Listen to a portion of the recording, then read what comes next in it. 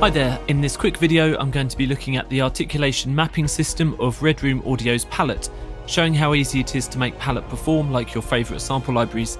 Do watch the introduction palette videos if you haven't already, as here I'll be going into lots of detail about the interface and the articulation switching. Within the interface of the palette instruments, it's possible to assign the different articulations to key switching, velocity range, MIDI CC, key range, and sustain pedal up or down. The main advantage of all of these options is that you can set up palette instruments to play nicely with your other libraries, mimicking whatever articulation change programming that you're used to. So let's first look at CineSample's CineBrass. With this trumpet patch, it's velocity that changes the short articulations with 3 different types. In the mapping page, you can see 8th note shorts are set to trigger at a velocity range of 0 to 70, quarter notes at a range of 71 to 110, and half notes at velocity 111 and above. There's also a legato articulation triggered by holding the sustain pedal down.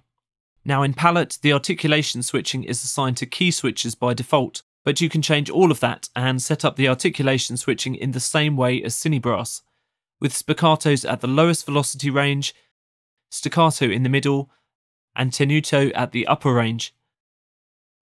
This closely mimics the CineBrass mapping. The sustain articulation has been set to be triggered when the sustain pedal is down, and the rest of the short articulations only when the pedal is up.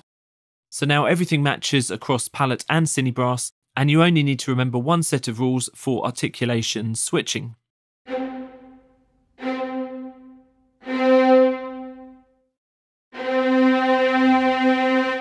You can even use the velocity curve controls to more closely match the performance style of CineBrass, in this case raising the minimum level.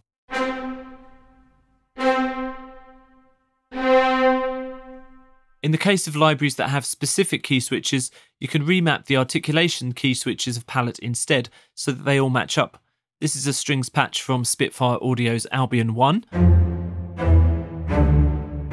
And although you can move the block of key switches using this control, it's still not possible to map them individually.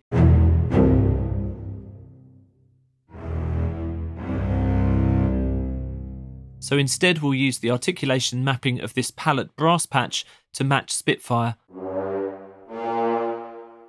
In this case, moving the staccato and sustained key switch positions to G-2 and G#-2.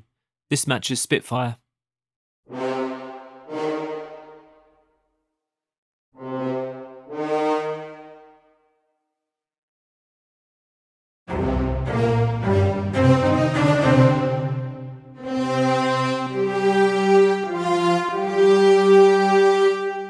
You can really start to see how useful it is to have this kind of level of detail over palette's articulation mapping.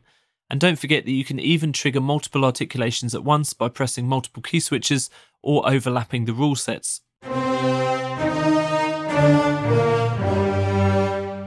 Of course, you don't have to use mapping to make palette play nice with your existing template.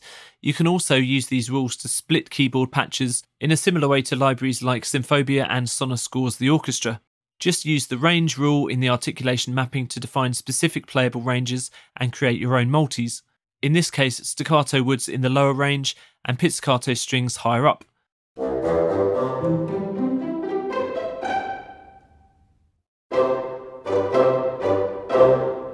I've even set a rule up to switch to the sustain articulation when you press the sustain pedal down.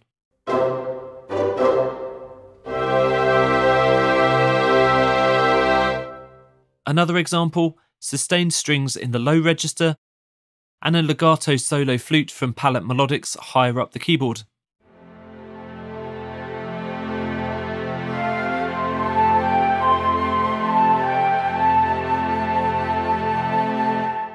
I do hope that's given you a taste of the huge number of articulation switching and mapping possibilities within Palette.